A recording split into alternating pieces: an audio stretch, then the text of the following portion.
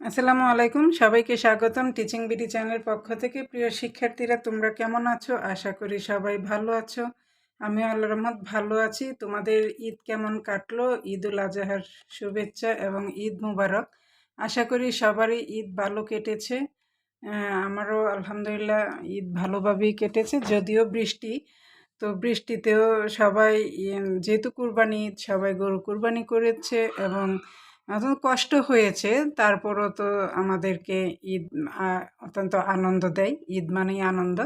তো ঈদ শেষ, এখন আমি তোমাদের জন্য একটা নতুন ভিডিও নিয়ে হাজির হয়েছি। যারা আমার চ্যানেলকে সাবস্ক্রাইব করো নাই, প্লিজ সাবস্ক্রাইব করে বেলটা অন করে দিবে। আজকে আমি ডব্লিউএস কুয়েশন অত্যন্ত সহজ টেকনিকে বুঝিয়ে দিব। ডব্লিউএস কুয়েশন অনেকেরই প্রবলেম থাকে, এটা আমারও অনেক আগে প্রবলেম ছিল, কিন্তু এই সহজ টেকনিকটা আমি ফলো করে দেখলাম যে না, এটা স্টুডেন্টদের জন্য অত্যন্ত উপকারী একটা টেকনিক এবং সহজেই কুয়েশন তৈরি করতে পারবে এবং অ্যান্সারটাও দিতে পারবে। তো ডব্লিউএস কুয়েশন আজকে আমি ভার্ব 1 দিয়ে তোমাদেরকে শিখাবো। ভার্ব 1 হচ্ছে প্রেজেন্ট ফর্ম।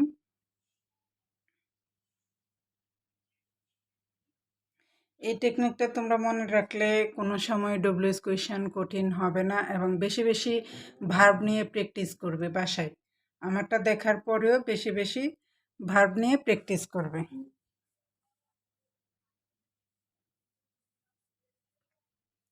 ডব্লিউএস কোয়েশ্চেন কোনগুলি আমরা কি জানি? সেটা ডব্লিউএস কোয়েশ্চেন কোনগুলি আমরা অনেকেই হয়তো জানি না। ডব্লিউএস কোয়েশ্চেন কোনগুলি? তো আমরা প্রথমেই কি করব, জানার চেষ্টা করব ডব্লিউএস কোয়েশ্চেন কোনগুলি। হোয়াট,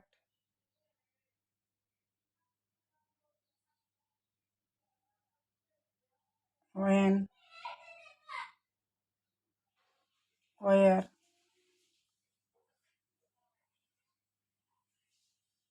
why, how,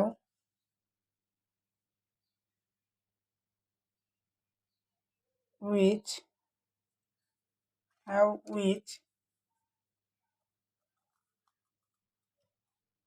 which,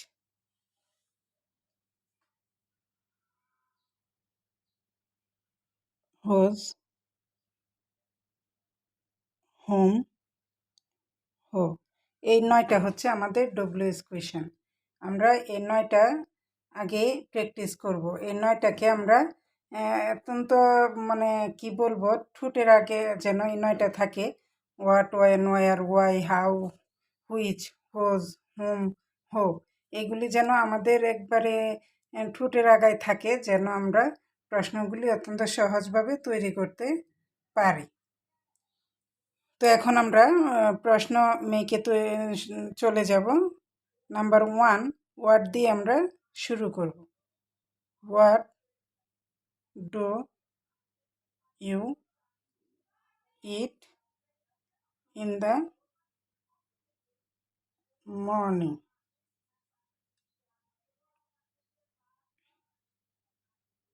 শেষে আমরা একটা প্রশ্নবোধক দিয়ে দেব। এখন এটার বাংলা কি? এটা হোয়াট অর্থ কি। তুমি তুমি কি খাও সকালে? সকালে তুমি কি খাও? Well I eat breakfast. সকালে আমরা নাস্তা করি। ব্রেকফাস্ট ইংরেজি হচ্ছে নাস্তা। I eat in the morning. Well I eat in the morning. Number 2 when দিয়ে ওয়েন ডু ইউ ইট। এখন কিন্তু ব্রেকফাস্ট আসবে। সকালে তোমরা যখন নাস্তা করো তখন টাইমটা কত? When do you breakfast in the morning.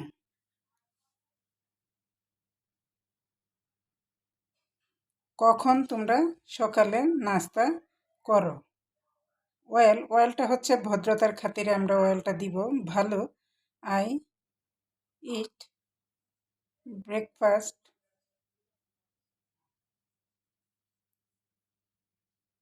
I eat breakfast at 7 a.m. in the morning.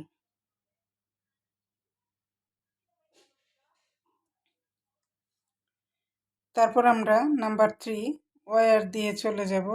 War do you eat breakfast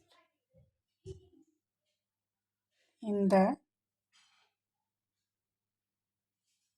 morning. Where অর্থ, ওয়ার বাংলা হচ্ছে কোথায়। কোথায় তোমরা সকালের নাস্তা খাও। সবাই বাড়িতেই খায়, যারা রেস্টুরেন্টে খায় রেস্টুরেন্ট দিবে।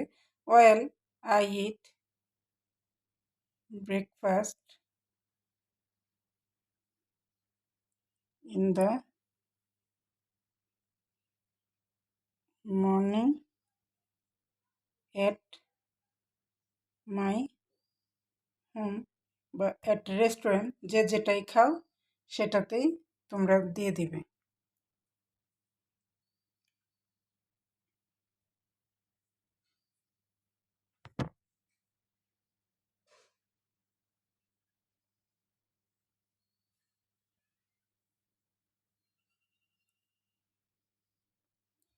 তারপর number 4 why do you eat breakfast in the morning. কেন তোমরা সকালের নাস্তা খাও? কেন তোমরা সকালের নাস্তা খাও? এটা কি হবে? এটার উত্তর কি হবে? আমরা বলি কেন খাই। হয় আমরা নাস্তা করতে পছন্দ করি সেজন্য খাই, না হয় আমরা ক্ষুধার্ত থাকি সেজন্য খাই। তো একটা হবে। Well I eat breakfast in the morning because I like it, need it, hungry it. যে যেটার জন্য খাও সেটা দিয়ে দিবে। Number 5 how do you eat breakfast in the morning. How অর্থ কিভাবে। How do eat breakfast in the morning. আমরা কিভাবে নাস্তা খাই? আমরা সাধারণত হাত দিয়ে খাই, নাহলে স্পুন দিয়ে, চামচ দিয়ে খাই। চামচ ইংরেজি spoon. Well I eat breakfast in the morning by my hand. আমরা হাত দিয়ে খাই। যে স্পুন দিয়ে খাবে সে স্পুন লিখবে। নাম্বার 6 হুইচ ডু ইউ ইট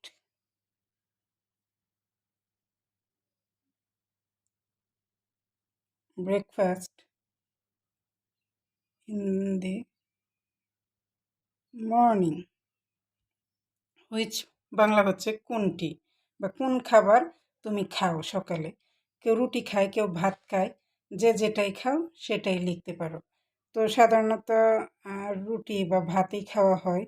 যে জুস খায় সে জুস দিবে। আই ইট রুটি ওর rice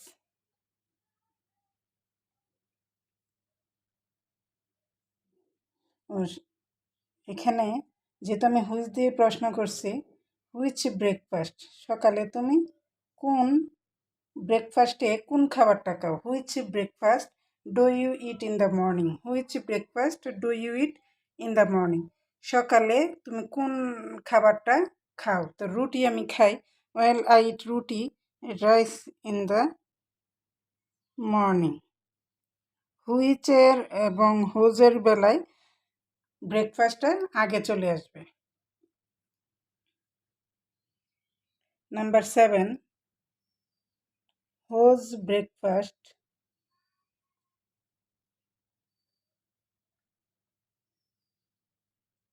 do you eat in the morning? Whose হচ্ছে কার। তুমি ব্রেকফাস্টে কার বা কে রান্না করে দিলে, কার দ্বারা রান্না করা খাবার খাও। তো সাধারণত যারা মহিলা আছে নিজের রান্নাটা নিজেই খায়। আর ছেলেদের বেলা মাদার্স ব্রেকফাস্ট বা সিস্টার্স বা ওয়াইফস যে যেটাই করে সেটাই লিখতে পারবে। Well I it my breakfast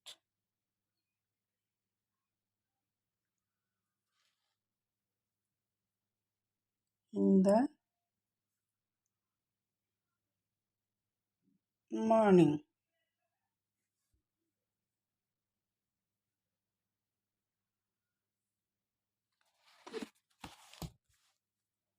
number 8, whom do you